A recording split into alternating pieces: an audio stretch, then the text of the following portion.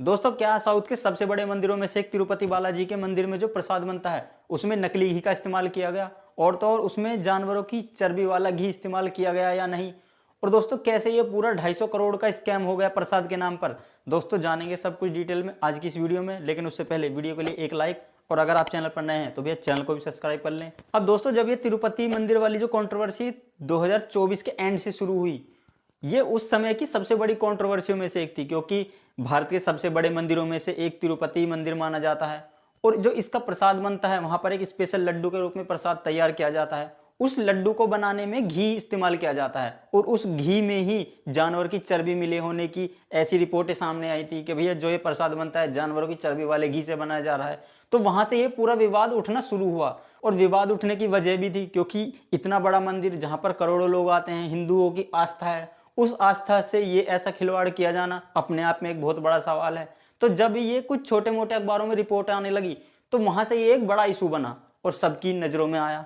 और दोस्तों, ये लड्डू वाली जो परंपरा है, ये ऐसा नहीं है अभी शुरू हुई है, ये लगभग 1715 से चली आ रही है। पहली बार 1715 में ही यहाँ पर लड्डू चढ़ाया गया था, और तब से ये लगातार इस तरह से ही कंटिन्यू चली आ रही है। पहले के ज़माने में लोग अपने घरों से घी लाया करते थे, शुद्ध घी, और उससे इस लड्डू को बनाया करते थे, जिसको प्रसाद के रूप में फिर चढ़ाया जाता था और लोगों में बांट दिया जाता था। वही प्रथा आज भी चली आ रही है। लेकिन अब इस प्रथा में जो ये लड्डू तैयार किया जाता है, ये मंदिर के ट्रस्ट द्वारा ही किया जाता है, और इसमें लगभग 600 से 650 लोग हैं जो इस लड्डू वाले प्रसाद को तैयार करते हैं। अब भैया, जब इतने बड़े मंदिर में ऐसी कंट्रोवर्सी सामने आई, तो भैया सरकार को भी अपना इन्वॉल्वमेंट दिखाना था, और इसीलिए फिर आनन फानन में सीबीआई की एसआईटी बनाई गई, जिसको कहा गया कि भैया तुम इस पूरे मामले की जांच करो, आखिरकार ये चल क्या रहा है।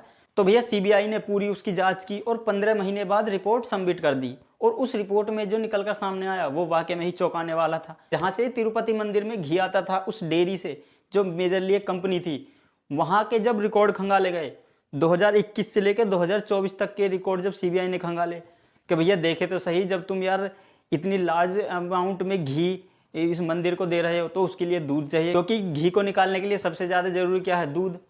और जब सीबीआई ने कंपनी के पूरे डॉक्यूमेंट खंगाले, तो उसमें 3-4 सालों का जो पूरा डेटा था, उसमें कहीं भी ये नहीं शो हुआ कि भैया कंपनी ने दूध खरीदा है। तो बेसिकली ये जो पूरा घी था, ये पूरा सिंथेटिक घी ही कंपनी बनाकर और मंदिर को दे देती थी। अब हालांकि दोस्तों, मीडिया में कुछ चीज़ें ये भी चलाई गई थी कि भैया इसमें पशुओं की चर्बी का भी इस्तेमाल किया गया है, लेकिन उस लैब रिपोर्ट में कहीं भी ये साबित नहीं हुआ कि इस घी में जानवरों की चर्बी का इस्तेमाल हुआ है। हाँ, ये जरूर था कि उसमें कुछ केमिकल्स, पाम ऑयल का यूज करके उस घी को सिंथेटिक तरीके से बनाया गया है, स्पेशली उस मंदिर को देने के लिए। और ये जो कंपनी थी, ये उत्तराखंड की भोले बाबा ऑर्गेनिक डेयरी के नाम से चलाई जा रही थी। और इन 2021 से लेकर 2024 तक का जो टाइम पीरियड था, इसमें लगभग 68 लाख किलोग्राम घी मंदिर को सप्लाई किया गया था, जिसकी अगर एवरेज वैल्यू निकाली जाए तो लगभग 250 करोड़ से ज़्यादा की बैठती है। तो इसीलिए ये पूरा 250 करोड़ का स्कैम के रूप में सामने आया जब सीबीआई ने इस पूरे मामले की जांच की। साथ ही साथ कुछ इनके जो और नेटवर्क थे, जो इन्होंने आंध्र प्रदेश के जो आसपास के और डेयरी वाले थे, उनके साथ मिलकर भी ये उस नकली घी को बनाया करते थे। तो फिर वो भी धीरे धीरे पकड़े जाने लगे, और ये सारी चीज़ें खुलकर सामने आई कि भैया ये जो पूरा तिरुपति मंदिर में जो घी दिया जाता है, ये पूरी तरह से नकली घी है। और इसलिए ही बनाया जाता है कि भैया, क्योंकि मंदिर में ये जाएगा और लोग इसको, ना तो कोई इसको चेक करेगा, ना इस पर कोई सवाल उठाएगा कि ये भैया मंदिर के प्रसाद का घी है, तो इस पर कौन ही शंका करेगा कि भैया ये नकली घी है। तो इस विश्वास का फायदा इस कंपनी ने उठाया, ताकि उसको अच्छा खासा प्रॉफिट हो सके इस नकली घी को बेचकर।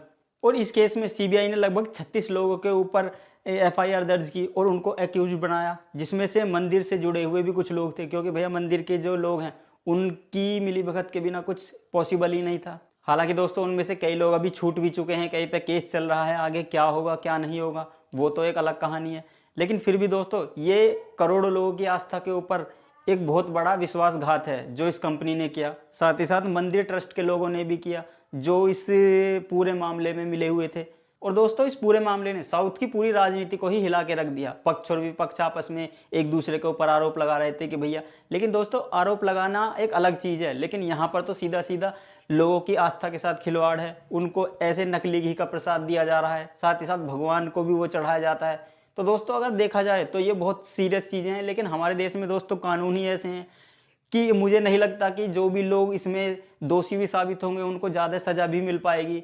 वो या तो कुछ तो बेल पे छूट ही चुके हैं, लगभग सारे ही बेल पे छूट जाएँगे या कुछ ज़मानत ले लेंगे। तो मुझे नहीं लगता कि इस केस में जो भी दोषी साबित होगा, उसको ऐसी कड़ी सज़ा मिल पाएगी कि भैया कोई एग्ज़ाम्पल सेट हो। क्योंकि भैया ये इंडिया है और यहाँ का कानून इसी तरह से बनाया हुआ है कि यहाँ पर दोषी होने में ही पहले तो काफ़ी सारा टाइम लग जाता है, और गलती से अगर वो दोषी साबित हो भी गया तो पता नहीं उसको सज़ा 2-4 साल की ही होगी या मैक्सिमम 50,000 या 1 लाख रुपए का जुर्माना भर के वो आसानी से छूट भी जाएं। अब दोस्तों जिसने 250 करोड़ रुपए का पूरा स्कैम कर दिया हो, उसके लिए अगर 2-4 करोड़ रुपए उसने इधर उधर दे दा के वो छूट भी गया, तो भैया उसके लिए क्या ही बुरा है। वो तो इस केस से छूट के फिर अगला कोई कॉन्ट्रैक्ट लेगा, वहां से उसी तरह का काम करके दोबारा से उतना ही पैसा कमा लेगा। तो ये चीज़ें इस तरह ही चलती रहेंगी जब तक कोई ऐसा कानून नहीं आता जहाँ पर लोगों को सख्त सज़ा मिले या उसको ऊपर तगड़ी कार्रवाई हो या एक एग्जाम्पल सेट हो कि हाँ भैया उसने ये चीज़ की थी तो देखो आज वो 50 सालों से जेल में ही सड़ रहा है। अगर ऐसी कुछ चीज़ें हो तो भैया लोगों के मन में कानून का डर आएगा। आज के समय पे बात करें तो भैया अगर कानून का तो डर ऑलमोस्ट खत्म ही है, जिसको जो आया है करता है और आसानी से बेल पे छूट जाता है। और अगर उसके पास पैसा है, उसकी पहुंच तगड़ी है, तो भैया उसको कुछ भी करने की जरूरत नहीं है, वो आसानी से इन सब चीज़ों से निकल जाता है। वो सब आपको पता ही है। लेकिन फिर भी दोस्तों आपका इस सब पर क्या मानना है, अपनी राय कमेंट में जरूर दें। Thanks for your valuable time.